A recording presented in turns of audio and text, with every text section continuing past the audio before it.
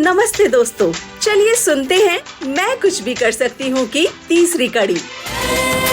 कुछ भी कर सकती हूँ, मैं कुछ भी कर सकती हूँ। पॉपुलेशन फाउंडेशन ऑफ इंडिया की प्रस्तुति, यूनाइटेड नेशंस पॉपुलेशन फंड का सहयोग और बॉम्बे लोकल पिक्चर्स द्वारा निर्मित।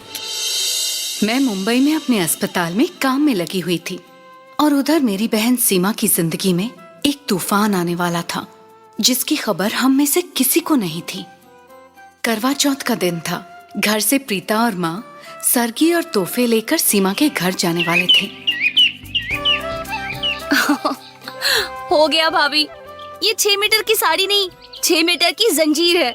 हमें ये सब अच्छा नहीं लगता। अरे, अपनी बहन के ससुराल जा रही हैं, जल्दी बनकर थोड़ी ही जाएंगी। किसी ने पसंद कर लिया तो? इतनी जल्दी शादी कभी नहीं करेंगे हम। हमें तो स्नेहा दीदी की तरह कुछ बनना है।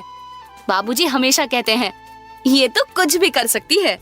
प्रीता, तैयार हुई? हाँ माँ, आते हैं। अरे प्रीता, सुनो, ये सीमा के लिए तोहफा है हमारी तरफ से, उसे दे दीजिएगा। अपने हाथों से उसके होने वाले बच्चे के लिए बुना है। वो सब तो ठीक है भाभी, लेकिन आज आप व्रत मत रखिए। पूनम दीदी को पता लगा कि इस कमजोरी में भी आपने करवा चौथ का व्रत रखा है, तो वो हमें डांट लगाएंगी। अरे भाई, हमें आदत है, आप क्यों परेशान हो रही हैं?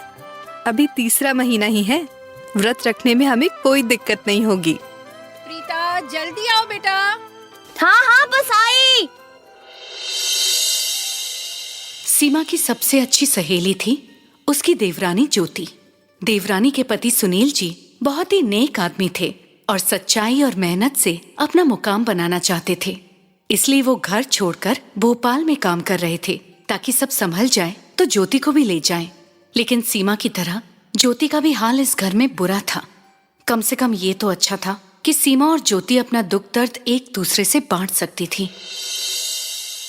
सीमा दीदी, ये गजरा पर बहुत जच रहा है। मुझे तो तैयार कर दिया, पर तुम इतनी फीकी फीकी क्यों लग रही हो ज्योति? वो कुछ नहीं, बस ऐसे ही। हमसे तो दिल की बात कह सकती हो ना। रिश्ते में भले देवरानी हो, लेकिन मेरे लिए तो मेरी छोटी बहन जैसी हो। सीमा दीदी, कम से कम आज तो मेरा हक बनता है ना कि मैं अपने पति से बात कर सकूं। लेकिन आपको तो पता है, माँ हमारे हाथ में मोबाइल तक नहीं टिकने देती। किससे बात करनी है, कब करनी है, सब वही तय करती हैं। तैयारी हुई कि नहीं? सीमा, ज्योति। हाँ माँ, बस आ रहे हैं। देखो ज्योति, सुनील बाबू आज यहाँ तुम्हारे साथ भले ही नहीं हैं, लेकिन तुम्हें भी पता है वो कितनी मेहनत कर रहे हैं अपनी नई जिंदगी बनाने के लिए। जल्द ही उस नई जिंदगी में तुम्हें भी लेकर जाएंगे। अब मुस्कुराओ। सीमा, आओ भाई, तुम्हारे घर से लोग आए हैं, आ जाओ जल्दी। हाँ माँ, अभी आई। अरे दीदी धीरे, छठा महीना है, जरा आराम से। हाँ ज्योति। सीमा की सास को समझ पाना आसान नहीं था, लेकिन इतना तो पक्का था कि वो कुछ छुपा रही थी और कुछ और ही जता रही थी। अरे, इतने तोहफे लाने की क्या जरूरत थी है? देखे तो क्या क्या है।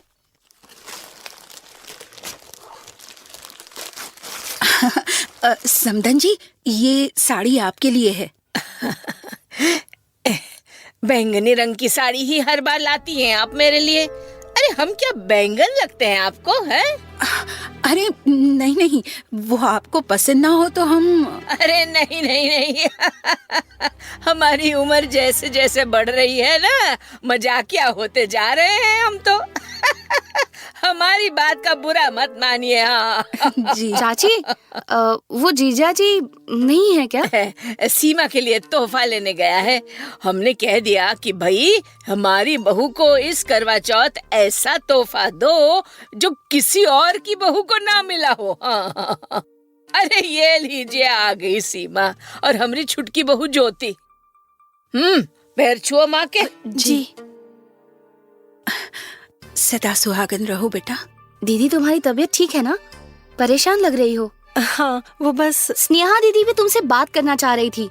परेशान थी कि तुमसे बात नहीं हो पा रही। अरे कैसी है स्नेहा बिटिया है? उसको आज फोन लगाएंगे हम। हाँ, हालचाल पूछे काफी दिन हो गए हैं। हम अभी बात करा देते हैं ना। अरे नहीं नहीं बेटा, आराम से आराम से। सीमा ऐसे भी थकी हुई है, अब पूजा हो जाए, कुछ खा पी ले, फिर हम करेंगे बातें। वैसे भी हमें मुंबई से कुछ मंगवाना था। हाँ, प्रीता को तो हमेशा जल्दबाजी मची रहती है। बेटा, मन हो तो कुछ दिन। अरे लो, बात करते करते कब 4 बज गए पता ही नहीं चला। आपकी बहू रत्ना के भी करवा फेरने का समय हो रहा है ना। अरे बहुत अच्छा लगा आप लोग आए। आते रहिएगा। हाँ? जी। प्रीता को सीमा की सास की बातें जरा खटकी और सीमा भी परेशान लगी, पर माँ ने इन छोटी मोटी बातों को नजरअंदाज करने कहा। उन्हें लगा कि 6ठा महीना है, इसलिए सीमा परेशान होगी। आपने हमें ठीक से बात भी नहीं करने दी प्रीता और अपनी माँ से। अरे ज्यादा गलत सही कानून मत सिखाओ हमको। हाँ, छुप छुप के मायके फोन करती हो, कान भरना चाहती हो उनके, हैं? माँ, सीमा दीदी ने बस स्नेहा दीदी को फोन ही तो किया था, क्या गलत किया? तुम तो मुंह खोलना भी मत। तुम तो हमारे सर पे बोझ हो। बेटा चला गया बैरागी बनकर, ईमानदारी का ढोल लगाकर, तुम्हें छोड़ गया हमारे माथे पर। और एक ये पोते का सुख कब देगी पता नहीं। एक के बाद एक बुरी खबर सुनकर थक गए हैं हम। 2 बहुएं हैं, लेकिन दोनों बोझ।